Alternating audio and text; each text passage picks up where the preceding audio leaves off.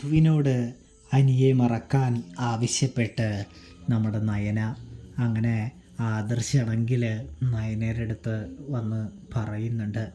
അതായത് ഞാൻ നവീനെ കണ്ട് സംസാരിച്ചിരുന്നെന്നും നവീനാണെങ്കിൽ അപ്പോൾ എന്നോട് പറഞ്ഞു നമ്മളിനി ഇതിനെക്കുറിച്ച് സംസാരിക്കാനായിട്ട് നവീൻ്റെ അടുത്തേക്ക് പോകേണ്ടതില്ല എന്ന് അവൻ ഒറ്റയടിക്ക് വ്യക്തമാക്കി എന്ന് പറയുന്നത് കാണാൻ കഴിയും സാധിക്കും.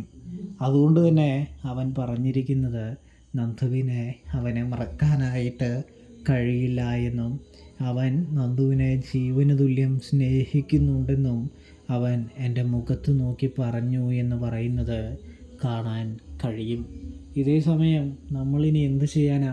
നന്ദുവിനെയും അനിയെയും കാര്യം പറഞ്ഞു മനസ്സിലാക്കുകയല്ലാതെ വേറെ വഴിയില്ല എന്ന് നമ്മുടെ ആദർശ് നയനയോട് പറയുമ്പോൾ നയനയാണെങ്കിൽ നന്ദുവിനെ കണ്ട് സംസാരിക്കാനായിട്ട് പോവുകയാണ് എന്ന് കാണാനായിട്ട് കഴിയൂട്ടോ.